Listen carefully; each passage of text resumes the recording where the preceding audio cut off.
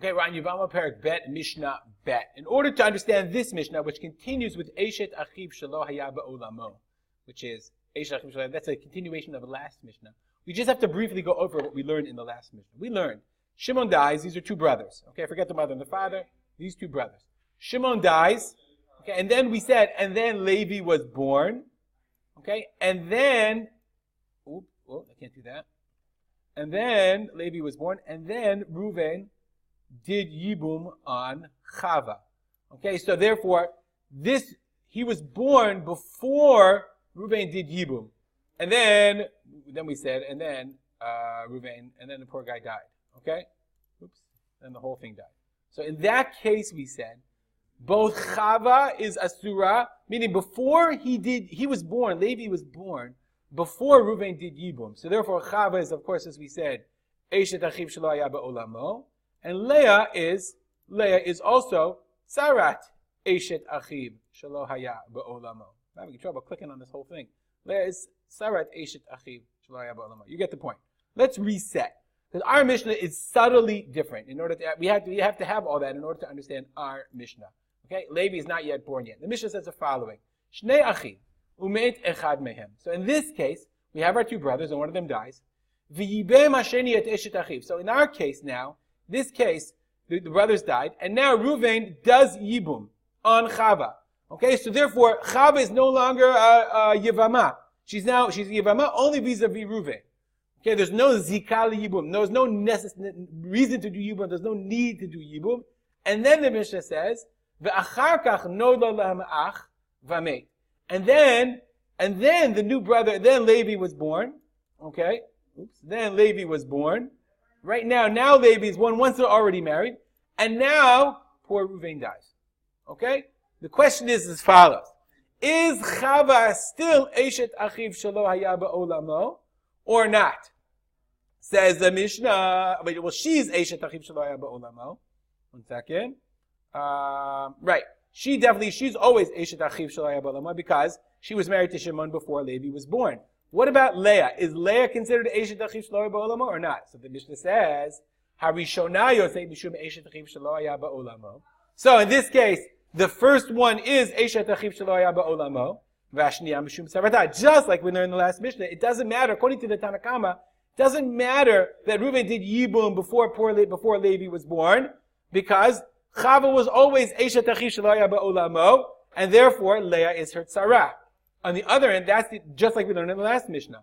Asaba ma'amar v'amet, hashniya choletzet v'lo mityabemet. This is the repeat of the last Mishnah. Again, if Reuven, instead of doing Yibum, asaba ma'amar, he did ma'amar on Chava, and then he died. And then, of course, Levi is born.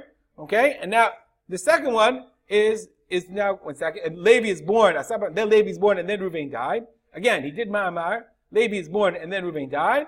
Then it says Leah is choletzet v'lo mityabemet, because remember we said she's only a tzara. Chava, according to this opinion, is a surah.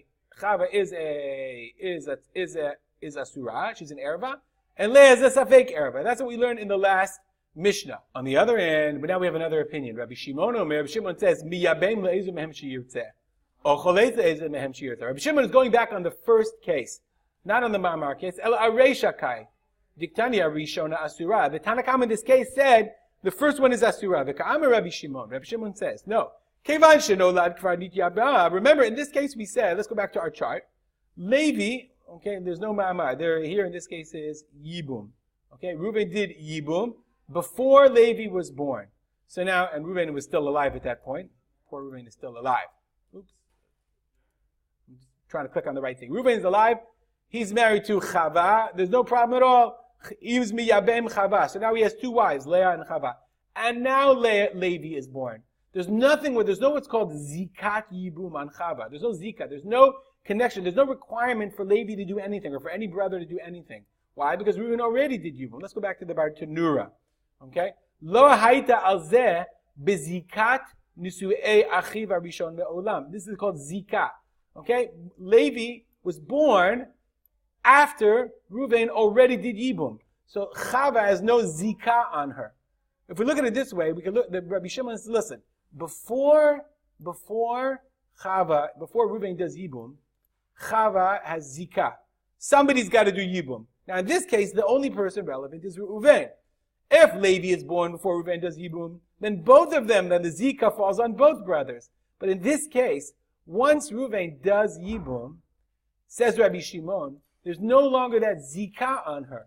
So therefore, when Levi is born, there's no Zika of Chava. Okay, she is, vis-a-vis Levi, she is Eishet Achiv shel Haya ba'olamo. But she's not, I'm sorry, I take that back. She's not Eishet Achiv shel Haya ba'olamo because she's just the wife of Reuven. It gets confusing.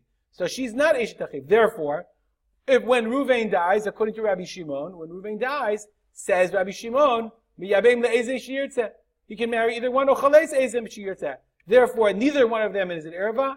Either Leah or Chava can do chalitza. Levi can do Yibum or chalitza on either Leah or Chava. I'm sorry if I switched a little bit.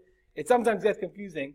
I hope this is clear I made it as clear as I can be. If you have questions, of course, feel free to email me at rspolter@gmail.com.